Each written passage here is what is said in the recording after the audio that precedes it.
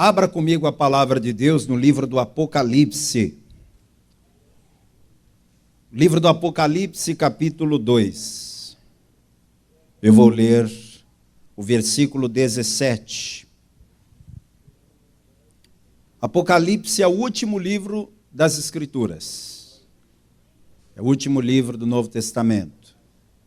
Apocalipse, capítulo 2, versículo 17. Vamos ler, está escrito assim: quem tem ouvidos, ouça o que o Espírito diz às igrejas.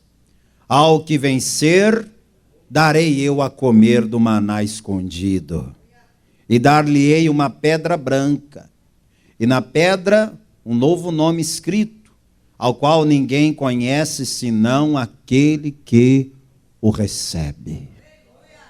Coisa forte, né? Isso foi Jesus quem disse. Vou ler de novo. Quem tem ouvidos, ouça o que o Espírito diz às igrejas. Ao que vencer, darei eu a comer do maná escondido, e dar-lhe-ei uma pedra branca, e na pedra um novo nome escrito, o qual ninguém conhece senão aquele que o recebe. Eu leio pela terceira vez, e a igreja que está comigo aqui na sede da Paz e Vida em João Pessoa, Paraíba, Brasil, repita em seguida em bom tom e alta voz. Vamos lá? Quem tem ouvidos, ouça o que o Espírito diz às igrejas. Ao que vencer, darei eu a comer do maná escondido, e dar-lhe-ei uma pedra branca, e na pedra um novo nome escrito, o qual ninguém o conhece, senão aquele que o recebe. Quem crê que Deus vai falar conosco? Você crê que esse livro aberto é a boca de Deus falando conosco? Crê? Eu também creio. Desocupe as mãos e vamos dar uma linda salva de palmas para a palavra de Deus. A melhor que você puder dar. Aplauda, e enquanto você aplaude, levante os olhos aos céus e diga glória a Deus. Isso, aplaude e diga glória, glória ao teu nome, Senhor. Você que nos acompanha à distância pelo rádio, TV ou internet, junte-se a nós aqui em João Pessoa, Paraíba. Vamos aplaudir, vamos glorificar o nome do Senhor. Pai querido e Deus amado, a tua palavra será pregada. Vem agora, Espírito Santo, tome a boca do pregador e os lábios do mensageiro. Envia a tua palavra com poder e autoridade, e que a tua palavra vá e produza resultado para o qual está sendo mandada, em nome de Jesus. Diga amém, Jesus. Pode sentar, por favor. O Senhor Jesus apareceu ao apóstolo João, que estava exilado na ilha de Patmos. Exilado por quê? Para morrer. Era uma forma de matar sem sujar as mãos. Pegar um homem de mais de 90 anos de idade e colocá-lo sozinho numa ilha vulcânica é a mesma coisa que matar. Eles acharam que aquilo seria a morte de João. Só que a palavra diz que João estava sozinho naquela ilha num dia de domingo. Preste atenção, o dia era domingo. Por isso que o domingo é tão especial para nós cristãos.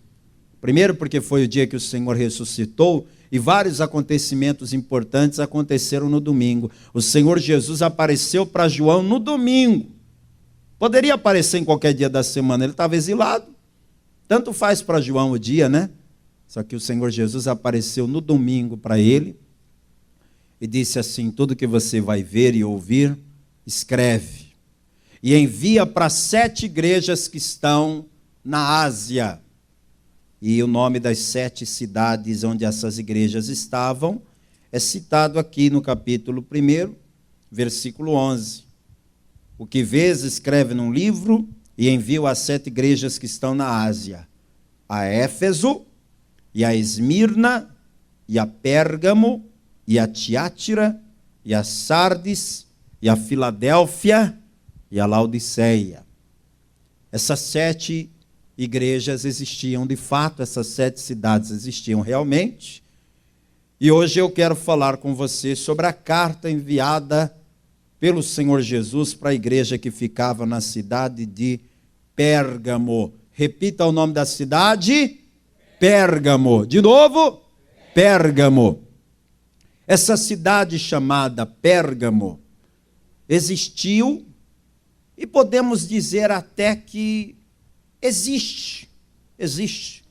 As 7 cidades citadas na Bíblia, elas hoje pertencem à Turquia. Então, se você fizer uma viagem para a Turquia, muito provavelmente o guia turístico vai te apresentar estas cidades, ou pelo menos as ruínas delas. E a cidade de Pérgamo, ela está próxima a uma cidade muito importante na Turquia, que é a cidade de Bérgama. Então, quando você for para a Turquia, fazer um turismo, fazer um passeio lá na Turquia, você vai provavelmente visitar a cidade de Bérgama, com certeza você vai. E aí você vai conhecer as ruínas lá da cidade de Pérgamo. E o que tinha de interessante na cidade de Pérgamo? Por que essa cidade era importante naquela cultura? Antes de entrar no assunto aqui da carta de Jesus para a igreja na cidade de Pérgamo, eu preciso te falar que a cidade de Pérgamo, ela era uma cidade muito importante no aspecto cultural e religioso daquela época. A cidade de Pérgamo, que já te expliquei onde é que ela fica atualmente, próximo da cidade de Bérgama, ela era um centro cultural e intelectual. Naquela época, existiam 2 grandes bibliotecas no mundo. Uma era a Biblioteca de Alexandria, era a maior do mundo. A segunda maior biblioteca do mundo antigo era na cidade de Pérgamo. Inclusive, a palavra Pérgamo, ela lembra uma outra palavra que o estudante da Bíblia, o estudante da teologia, com certeza conhece. A palavra Pérgamo lembra pergaminho. Quem já ouviu falar na palavra pergaminho? O que era um pergaminho, pastor? Era um rolo de pele de animais, onde se escrevia. Antes de se escrever em pergaminho, escrevia-se em papiro. O papiro é uma espécie de um junco, uma planta que cresce à margem dos rios, aí eles trabalhavam aquilo, era um processo longo, complicado. Mas primeiro se escrevia em papiro. Daí que veio a palavra papel, de papiro. Só que na cidade de Pérgamo foi proibido o envio do papiro. O rei Antíoco proibiu que mandassem papiro para Pérgamo. Questões políticas. E aí o povo de Pérgamo, não tendo mais matéria-prima para escrever, acabaram desenvolvendo uma outra técnica de escrita, que era a pele de animais, aquela pele bem fininha, eles secavam e depois faziam daquilo ali como se fosse uma folha. Aquilo ali foi desenvolvido pelo povo de Pérgamo. E para perpetuar o nome do lugar onde aquela técnica foi desenvolvida, chamaram aquilo de Pergaminho, para lembrar exatamente o lugar onde nasceu, Pérgamo. A cidade de Pérgamo, além de ser uma cidade de grande cultura, com essa segunda maior biblioteca do mundo, era uma cidade conhecida também por sua idolatria.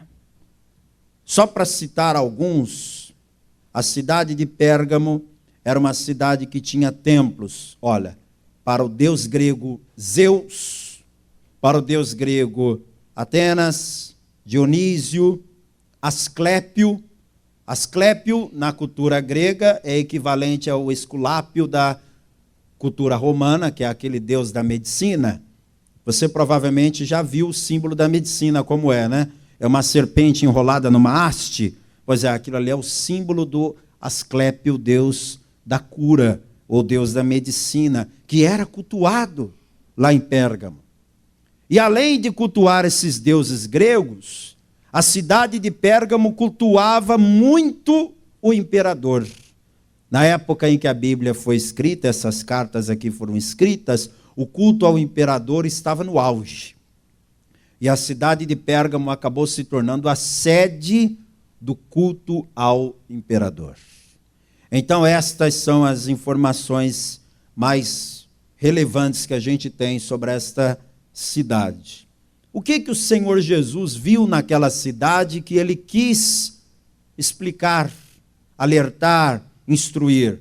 Agora sim nós vamos ler a carta, a partir do versículo 12. Me acompanhem, por favor. Apocalipse capítulo 2 e versículo 12 em diante. E ao anjo da igreja que está em Pérgamo escreve, isto diz aquele que tem a espada aguda de 2 fios. Eu sei as tuas obras e onde habitas, que é onde está o trono de Satanás. E retens o meu nome, não negaste a minha fé, ainda nos dias de Antipas, minha fiel testemunha, o qual foi morto entre vós, onde Satanás habita. Mas umas poucas coisas tenho contra ti, porque tens lá os que seguem a doutrina de Balaão, o qual ensinava Balaque a lançar tropeços diante dos filhos de Israel, para que comessem dos sacrifícios da idolatria e se prostituíssem. Assim tens também os que seguem a doutrina dos nicolaítas, o que eu aborreço. Arrepende-te, pois, quando não, em breve a ti virei, e contra eles batalharei com a espada da minha boca. Quem tem ouvidos, ouça o que o Espírito diz às igrejas. Ao que vencer, darei eu a comer do maná escondido, e dar-lhe-ei uma pedra branca, e na pedra um novo nome escrito, o qual ninguém conhece, senão aquele que o recebe. Li para você a carta inteira do jeito que ela foi recebida pelo anjo da igreja. O que é o anjo da igreja? É o mensageiro da igreja. O termo anjo significa mensageiro. Então, quando a Bíblia diz, dê essa carta aqui ao anjo da igreja, era para dar a quem? Ao pastor. O pastor é o anjo da igreja, não no sentido de angelical. Apesar de eu ter um rostinho angelical, não é isso que a Bíblia está dizendo, né? Não é o anjo da igreja nesse sentido, mas no sentido de mensageiro. Então entregue essa carta ao mensageiro da igreja, ao pastor da igreja, e diga para eles que quem está dizendo isso aqui é aquele que tem na mão uma espada aguda de 2 fios. É interessante que em todas as cartas o Senhor Jesus se apresenta sem dizer seu nome. Ele nenhuma das vezes vai dizer, quem diz essa carta sou eu, Jesus. Ele não diz o nome, mas ele diz características dele para que a gente o conheça. Porque as características de Jesus são únicas, incomparáveis. Quando ele diz, quem diz isso aqui é aquele que tem na mão uma espada aguda de 2 fios. Você deve se lembrar que uma espada é diferente de uma faca, de uma tesoura. A faca e a tesoura têm corte de um lado só, não é mesmo? A espada não. Não sei se você já viu uma espada, já segurou uma espada de verdade, mas uma espada tanto corta de um lado quanto de outro. Ela tem 2 fios. Por isso que ela era uma arma tão letal na época das guerras. Porque tanto faz se o soldado ia empunhar a espada de um lado ou do outro, ela ia furar, ia rasgar, ia cortar. Mas na Bíblia, a espada de 2 fios, ela representa a própria palavra de Deus. E é interessante que a palavra de Deus é uma espada de 2 fios. Porque quando eu estou pregando a palavra aqui, essa espada que é a palavra, ela está cortando na tua direção, olha. Mas também está cortando na minha. Porque ela tem 2 fios. Quem me entendeu, diga amém. Quer dizer que a palavra que eu prego para você, eu prego para mim também. A palavra não corta só na tua direção, não. A palavra não é só para você. A palavra é também para mim. A palavra é para todos. Mas para ninguém ter dúvida de que a espada é a palavra de Deus, vá comigo na carta aos Hebreus, capítulo 4, versículo 12, que apresenta a Bíblia como uma espada. Hebreus 4, 12. Porque a palavra de Deus é viva e eficaz, e mais penetrante do que qualquer espada de 2 gumes, e penetra até a divisão da alma e do espírito e das juntas e medulas, e é apta para discernir os pensamentos e intenções do coração. Outro texto que fala da palavra de Deus como espada é lá na carta que Paulo escreveu aos Efésios, quando ele fala da armadura de Deus que todo cristão deve usar na guerra espiritual. O apóstolo Paulo diz na carta aos Efésios, capítulo 6, versículo 17, o seguinte: tomai também o capacete da salvação e a espada do Espírito, que é a palavra de Deus. Então volte lá em Apocalipse 2, se apresentando para a igreja na cidade de Pérgamo, o Senhor Jesus diz: quem está falando com vocês é aquele que tem a espada na mão. E a espada é a palavra de Deus. A espada da palavra de Deus, ela não é minha, ela é dele. Eu posso até estar segurando a espada. Eu posso até trazer a espada de Deus nas minhas mãos, que é a palavra. Mas a palavra que eu prego para você, eu também prego para mim. Ela é uma espada de 2 fios. E aí o Senhor Jesus começa a falar com a igreja em Pérgamo, e ele começa elogiando. Ele começa elogiando porque ele diz: olha, eu sei as tuas obras e onde habitas. Ele reconhece que ser cristão em Pérgamo não era fácil. Não era fácil. Ele diz assim: onde vocês habitam é onde está o trono de Satanás. Termo pesado, né? Mas por que Jesus diz que a cidade de Pérgamo era onde estava o trono de Satanás? Porque eu te contei já, né? Era uma cidade onde se cultuava Zeus, Atenas, Dionísio, o imperador.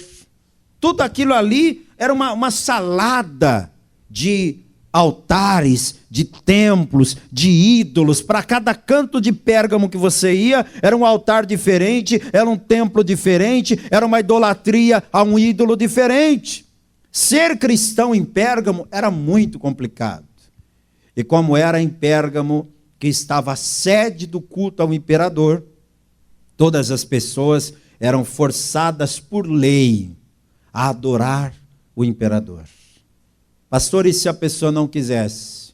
Se a pessoa não quisesse adorar o imperador, ela seria perseguida e até morta. E era exatamente isso que acontecia com os cristãos. E a Bíblia dá um nome de uma pessoa aqui, que foi um mártir da igreja na cidade de Pérgamo. Está dizendo aqui, olha: e retens o meu nome, não negaste a minha fé, ainda nos dias de Antipas, minha fiel testemunha, o qual foi morto entre vós, onde Satanás habita. Quem que foi Antipas? Quando a gente lê Antipas, a nossa lembrança vai lá na época do nascimento de Jesus, né, que tinha o Herodes, e um dos Herodes, houveram vários, mas um deles era o Herodes Antipas. Mas, por favor, não confunda esse Antipas aqui com o Herodes Antipas, não é a mesma pessoa. Quem foi esse Antipas citado por Jesus aqui? Ele foi ninguém menos do que um dos pastores que dirigiram aquela igreja. O Antipas era um dos pastores de Pérgamo. E Antipas morreu. A palavra diz aqui que ele foi morto, ou seja, não foi uma morte natural, não. Antipas foi assassinado, morreu como um mártir. Você quer que eu te conte como é que morreu o pastor Antipas, o pastor da igreja de Pérgamo? A tradição e a história da igreja nos conta que o Antipas foi assado vivo dentro de um forno que representava-se do lado de fora um boi de bronze. Ou seja, fizeram um caldeirão gigante com formato de boi de bronze, porque também era uma forma de adoração aquele boi, e fizeram daquele lugar um caldeirão gigante, colocaram ali o Antipas vivo. para ele morrer ali, assado, como alguém que está preparando um prato para comer no almoço. Foi assim que morreu o pastor da igreja de Pérgamo, Antipas, a quem Jesus diz: minha fiel testemunha, porque mesmo diante da morte não negou a sua fé. Então Jesus começa elogiando a igreja: olha, vocês, mesmo na época do Antipas, vocês têm mantido a fé. Ser crente aí na cidade de Pérgamo não é para qualquer um, não. Ser fiel aí nessa cidade é difícil, mas vocês têm mantido a fé. Mas eu também tenho uma crítica para fazer. E aí vem a pancada. Aí vem a crítica dura. A igreja de Pérgamo vai ser duramente repreendida, porque aquela igreja que convivia num lugar tomado pelo pecado se deixou contaminar por ele. E antes de te contar o que aconteceu com a igreja em Pérgamo, eu preciso te alertar: o pecado é altamente perigoso e pode contaminar qualquer pessoa. Um dia crianças viram uma montanha de areia numa praça perto da sua casa. E sabe como é criança, né? Não mede as consequências. Quando viram aquela montanha de areia, ficaram impressionadas com a quantidade. E era uma areia tão bonita, porque não era uma areia comum, igual aquela de construção. Era uma areia bem branquinha e fininha. E começaram a brincar. E um chamava o outro e dizia: vamos brincar na areia. Que areia? Ah, tem um montão de areia lá na praça, vamos lá brincar. E de repente encheu de criança em volta daquela montanha de areia, aquela areia branca fininha. E como é que as crianças brincavam?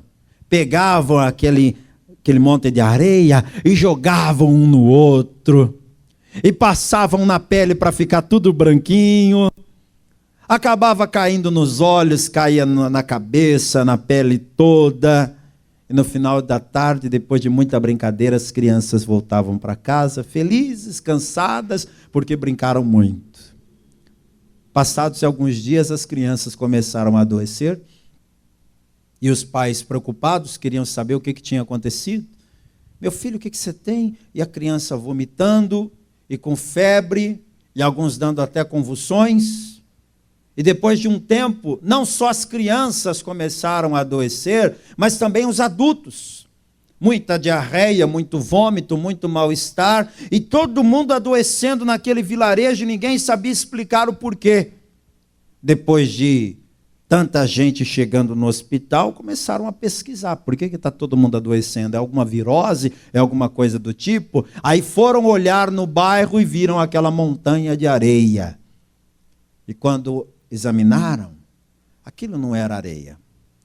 Aquilo era uma espécie de cal extremamente tóxico, que as crianças estavam brincando sem saber. E quando elas jogavam uma na outra, passavam na pele, caía nos olhos, enfim, colocavam a mão à boca depois, se contaminaram com aquilo. E à medida que chovia, aquele cal foi contaminando a terra e o lençol freático, e todo mundo ali se contaminou com aquele cal que havia sido depositado de maneira irresponsável por uma fábrica que tinha ali perto. Por que eu estou lhe contando essa história? Para te ensinar que o pecado é exatamente assim. O pecado é como aquela areia branquinha, fininha, que as crianças brincavam e pensavam que não ia ter problema. E pensavam que não tinha nada demais, que era só uma brincadeira. O pecado é exatamente assim, mas o pecado é altamente tóxico. Quem me ouve aqui, diga amém. Sem perceber, você se contamina com o pecado. E a igreja em Pérgamo vai se contaminar. Olha aqui o versículo 14. Mais umas poucas coisas tenho contra ti, porque tens lá os que seguem a doutrina de Balaão, o qual ensinava Balaque a lançar tropeços diante dos filhos de Israel, para que comessem dos sacrifícios da idolatria e se prostituíssem. O Senhor Jesus está citando para a igreja o exemplo do Balaão. Não existia um Balaão naquela igreja, tá? Mas o Senhor Jesus está citando para a igreja o exemplo do Balaão lá do Antigo Testamento. É de se esperar que a igreja conheça as histórias da Bíblia, né? Então, quando Jesus falou, olha, vocês têm aí os que ensinam a doutrina de Balaão, deixa eu te lembrar quem foi Balaão. Se você for lá no livro de Números, nós não iremos para não tomar tempo, mas se você for lá na tua casa e ler em Números, capítulos 22, 23, 24, você verá lá a história do Balaão. O Balaão foi um profeta muito controverso, um profeta muito complicado de entender, mas eu defino ele como um falso profeta. Eu defino como um falso profeta, porque um verdadeiro profeta não se vende. Um verdadeiro profeta prega o que manda a palavra e não muda a sua pregação para agradar esse ou aquele, e nem muito menos aceita pregações encomendadas. Olha, você vai pregar isso aqui porque é isso aqui que eu quero que pregue. Não, um profeta verdadeiro, ele é orientado por Deus, pelo Espírito Santo de Deus. E esse profeta chamado Balaão foi contratado pelo rei Balaque para amaldiçoar o povo de Deus. O rei Balaque mandou chamar o Balaão dizendo, eu sei que você é profeta, eu sei que você tem o poder da palavra, eu sei que se você amaldiçoar alguém, esse alguém vai ser amaldiçoado, se você abençoar, vai ser abençoado, então eu quero que você venha até aqui e do alto da montanha você verá o povo de Israel. Aí você estende a tua mão e amaldiçoe esse povo, para que eu tenha vitória contra eles. Eu vou te pagar tanto para você fazer isso. Sabe o que fez Balaão? Ele foi. Ele aceitou o pagamento para ir lá amaldiçoar o povo de Deus. Então ele era um falso profeta. No final da história, Balaão não pôde amaldiçoar o povo de Deus, porque ninguém pode amaldiçoar aquele que Deus abençoou. Dá glória a Deus. Mas o Balaão deu um conselho para Balaque. Sabe o que ele falou? Eu não posso amaldiçoar aquele que Deus abençoa. Mas se você quiser vencer esse povo, você tem que colocar eles contra Deus e Deus contra eles. Aí o Balaque pensou assim, mas como é que isso é possível?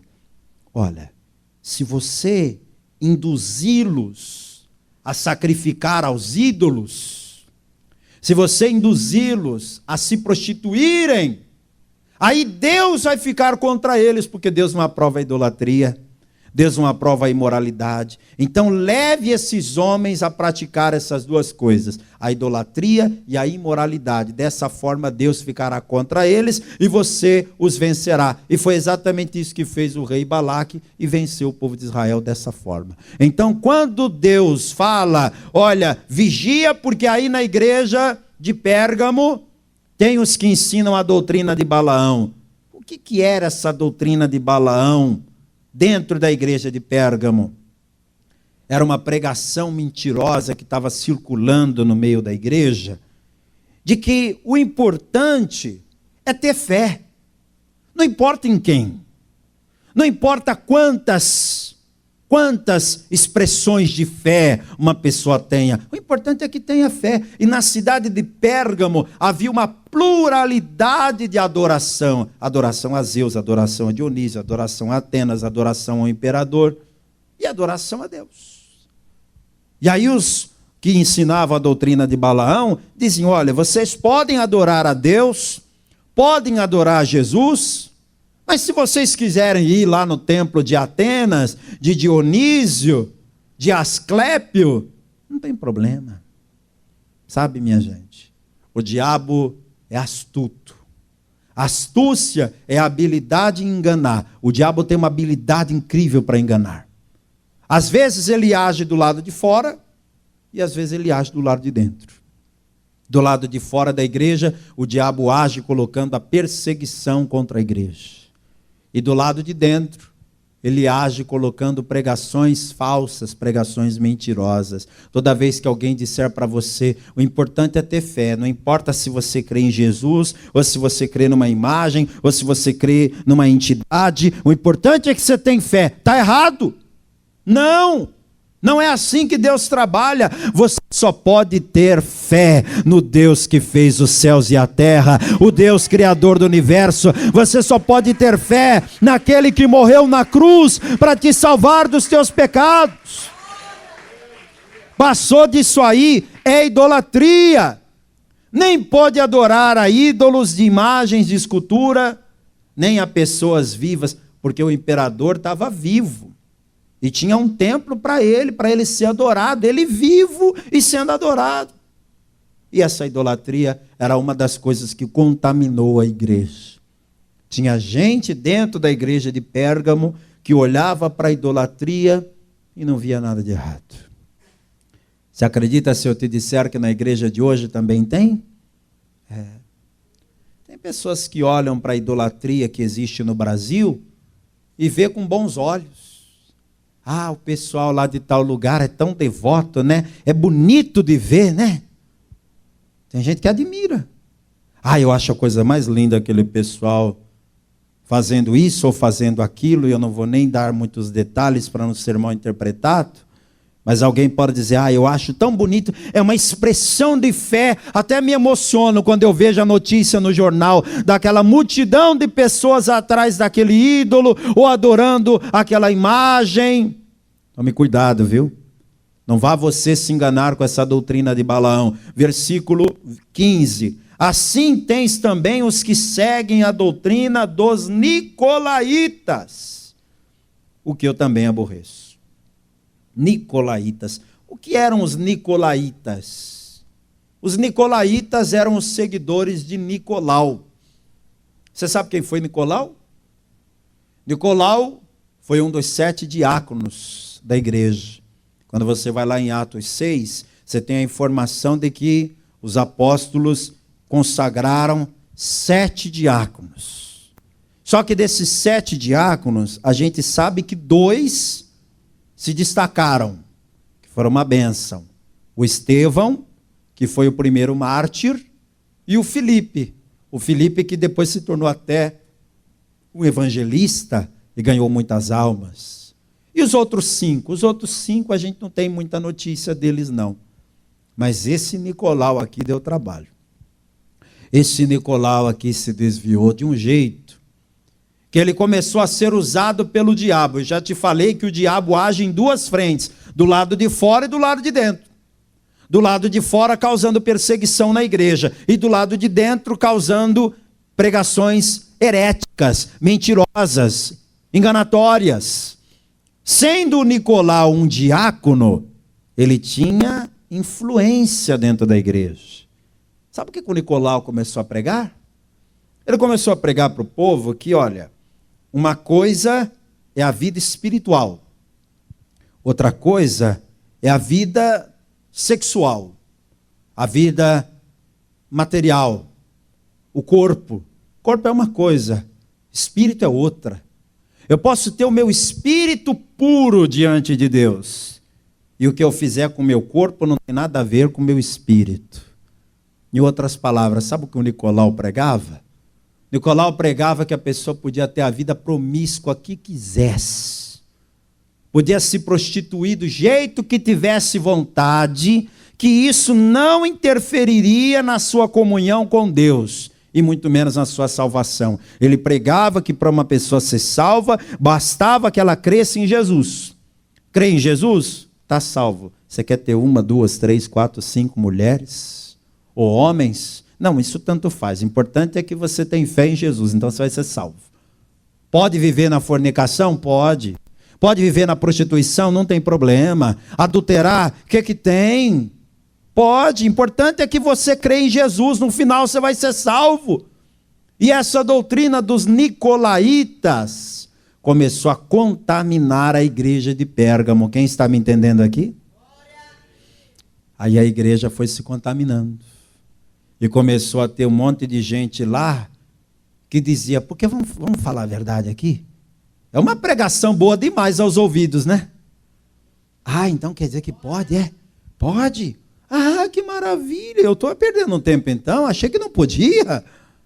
Então pode fornicar à vontade? Pode. Sexo antes do casamento? Pode, não tem problema. Ter um ou dois parceiros e dar uma escapada de vez em quando? Não, isso é a coisa mais normal do mundo. Quem que não faz isso? Tudo bem, não tem problema. O importante é que você continue crendo em Jesus. No final, todo mundo que crê vai ser salvo. Essa pregação corrompida dos nicolaítas foi contaminando a igreja de Pérgamo. E eu lamento em te dizer que a igreja do século 21 também está cheia de nicolaíta. Cheia de nicolaítas. O que tem de gente vivendo na fornicação, no adultério, na vida promíscua, na vida errada. Mas se você perguntar de fé, ela diz, não, na minha vida Jesus é o Senhor. E Jesus olha e fala, como é que é?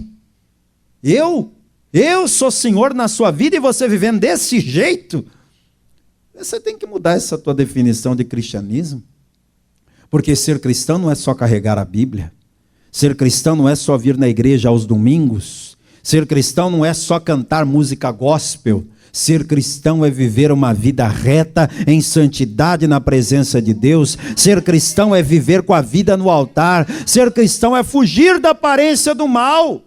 Não seja você o nicolaíta. Ah, pastor, a carne é fraca, mas o pecado não é vitamina. Você acha o quê? A carne é fraca e a gente vai pecar que é para fortalecer? Não. A carne é fraca, mas o Espírito está pronto, disse Jesus. O Espírito está pronto para quê? Para resistir à carne. Quem me entende, levante a mão. Depois que Jesus deu essas broncas na igreja de Pérgamo, ele fala uma coisa aqui no versículo 16. Arrepende-te, pois. Quando não, em breve virei a ti, e contra eles batalharei com a espada da minha boca. Você lembra que no início da carta Jesus se apresentou dizendo, eu sou aquele que na mão tem a espada? De propósito ele termina a carta dizendo, se você não se arrepender, eu vou te condenar com a espada. E agora você já sabe de que espada que está falando, né? Vá comigo lá em Apocalipse 19, 15. De que espada que Jesus está dizendo? Se você não se arrepender, eu virei a ti e vou te condenar usando a minha espada. Olha o que João viu. E da sua boca saía uma aguda espada para ferir com ela as nações. E ele as regerá com vara de ferro, e ele mesmo é o que pisa ao lagar do vinho do furor e da ira do Deus Todo-Poderoso. A pessoa que não se arrepender e continuar vivendo aí na doutrina de Balaão, na idolatria, na imoralidade, seguindo a doutrina dos nicolaítas, ela vai ter que responder perante a palavra de Deus naquele grande dia. Versículo 17, quem tem ouvidos aí, diz amém. Então é para você essa palavra. Quem tem ouvidos, ouça o que o Espírito diz às igrejas. Ao que vencer, darei eu a comer do maná escondido. O maná escondido, interessante isso, né? Você sabe que o maná descia do céu para alimentar o povo lá no Egito. E durante o deserto, né, saindo do Egito, indo para Canaã. Mas quando acabou a trajetória do caminho deles até Canaã, acabou o maná. Deus não mandou mais maná. Mas Deus mandou esconder o maná. Onde? Dentro da arca.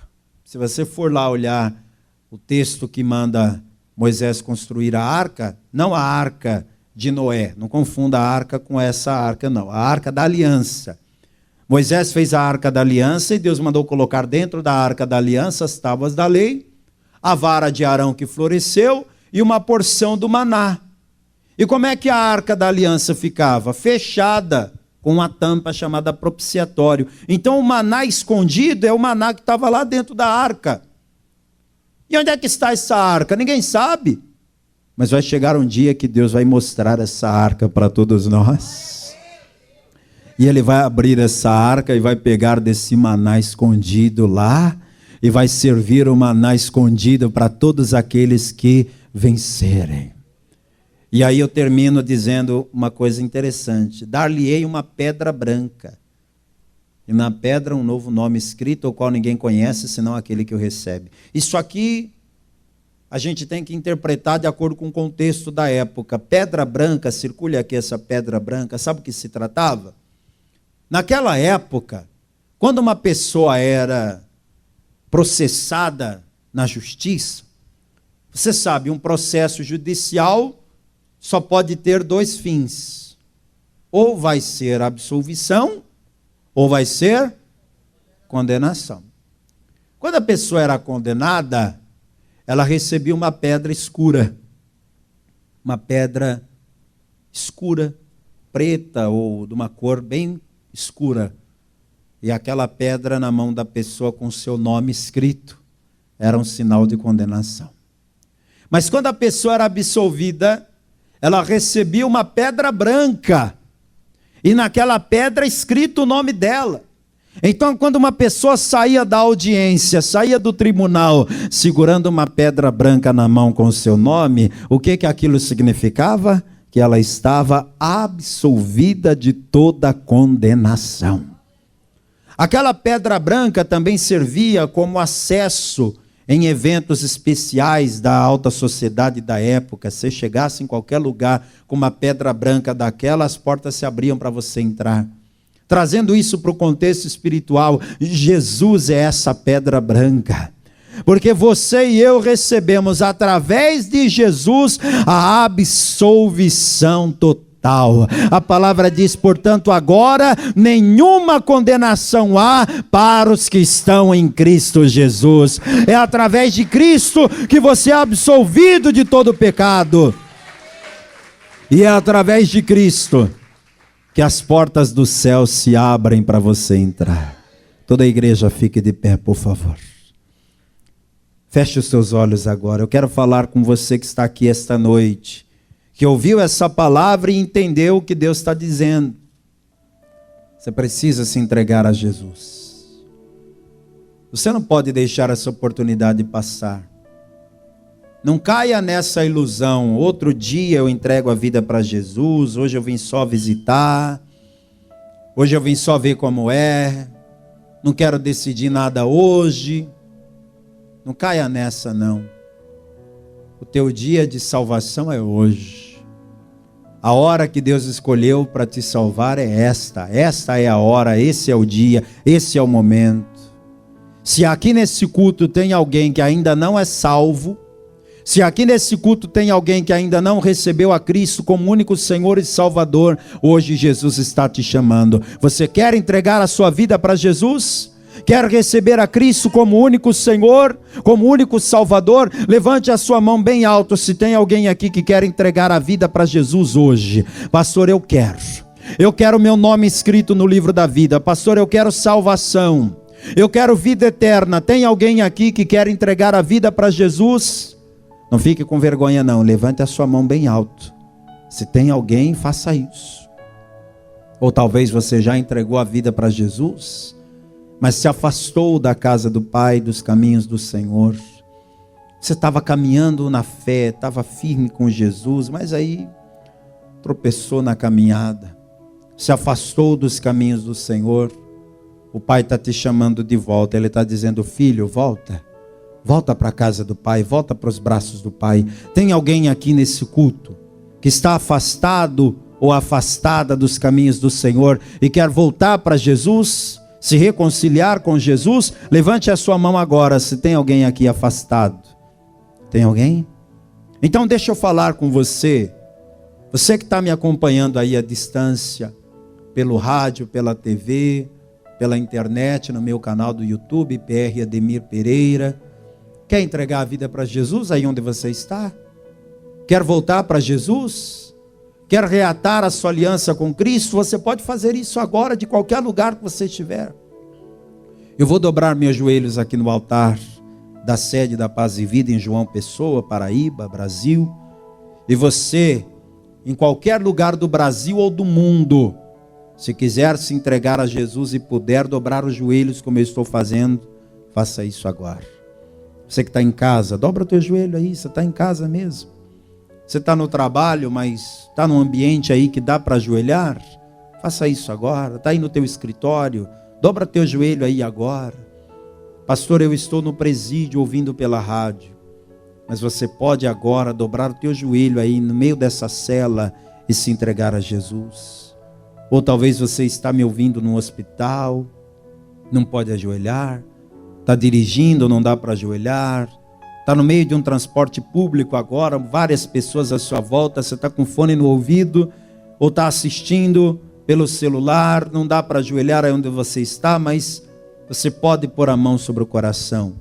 Você pode repetir esta oração comigo? Faça isso agora. Eu vou pedir que quem é salvo e está comigo aqui na sede da Paz e Vida, estenda a mão na direção do altar. Interceda pelas pessoas que estão sendo salvas agora à distância, em qualquer lugar do Brasil e do mundo.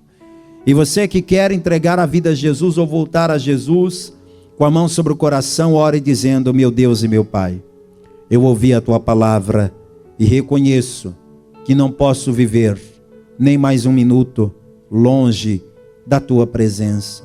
Perdoa, Senhor, minhas falhas, meus erros, meus pecados. Apaga as minhas iniquidades. Escreva meu nome no livro da vida e me dá forças para perseverar até o fim na tua presença, em nome de Jesus. Deixa eu orar por você. Meu Deus e Pai Todo-Poderoso, há pessoas agora se entregando ao Senhor e voltando para os teus braços. Pessoas em qualquer lugar do Brasil e até fora dele. Onde tiver alguém voltando para Jesus ou entregando a vida para Jesus, recebe essa pessoa agora, escreve esse nome no livro da vida e dá força para esse teu filho e para essa tua filha permanecerem na tua presença de hoje até o fim, em nome de Jesus. Que assim seja. Amém. Graças a Deus. Glória a Deus. Igreja, vamos aplaudir ao Senhor Jesus. Parabéns pela sua decisão. Fique firme na fé. Que Deus te abençoe.